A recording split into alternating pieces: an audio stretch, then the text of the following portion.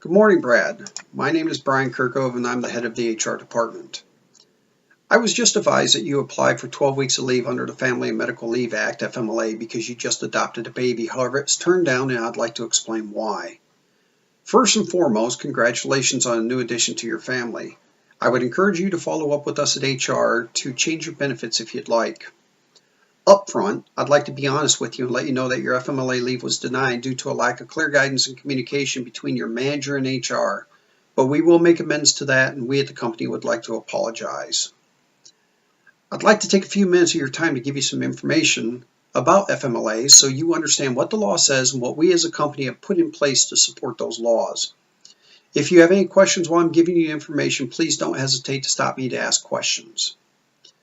FMLA permits an employee in any 12-month period to take up to 12 weeks of unpaid job-protected leave for the birth or adoption of a child, for the care of a spouse, child, or parent who has a serious health condition, or because of a serious health condition that you might have while still maintaining your health insurance coverage under the same terms and conditions as if you had never taken leave. Be aware that we may require you to use paid leave first, and FMLA must conclude within 12 months after adoption is finalized. You can use FMLA intermittently, but it is subject to our approval. To be eligible for FMLA authorized benefits, you must have worked for us for at least 1 year and you must have accrued at least 1,250 hours during the last 12 months. We have checked our records and you are eligible. Now, a job is guaranteed to you when you come back, but not necessarily the same job you had before. Ideally, we'd like to bring you right back to your position, but if we can't, the Department of Labor states that we're required to give you an equivalent job with equivalent pay and benefits. I'd like to focus on employee and employer responsibilities regarding FMLA.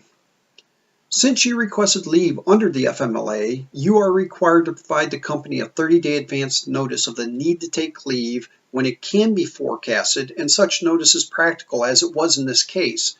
And this is where I think some of the breakdown might have occurred, which made your manager initially deny it.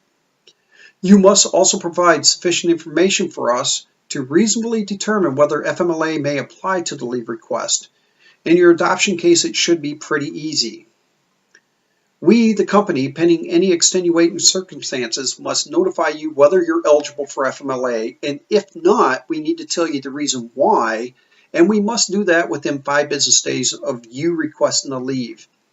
At that time, we'll also inform you on whether you will need to take paid leave, as I had previously mentioned. We are prohibited from interfering with, restraining, or denying the exercise of FMLA rights, retaliating against you for filing a complaint, or bringing private action to court.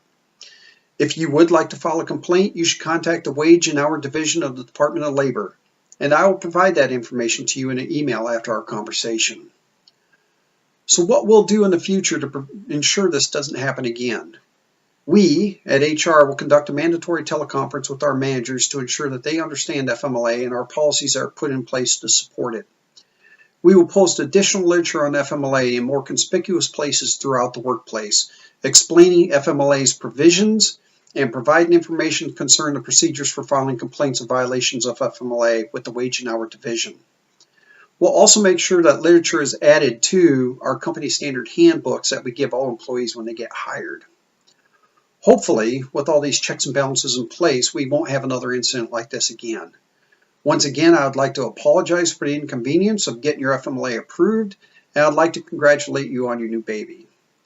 Please submit the dates that you would like to take FMLA to me personally, and I will expedite your request so you can spend your time with your new baby without delay. Do you have any questions of me, Brad? If not, I thank you for your time.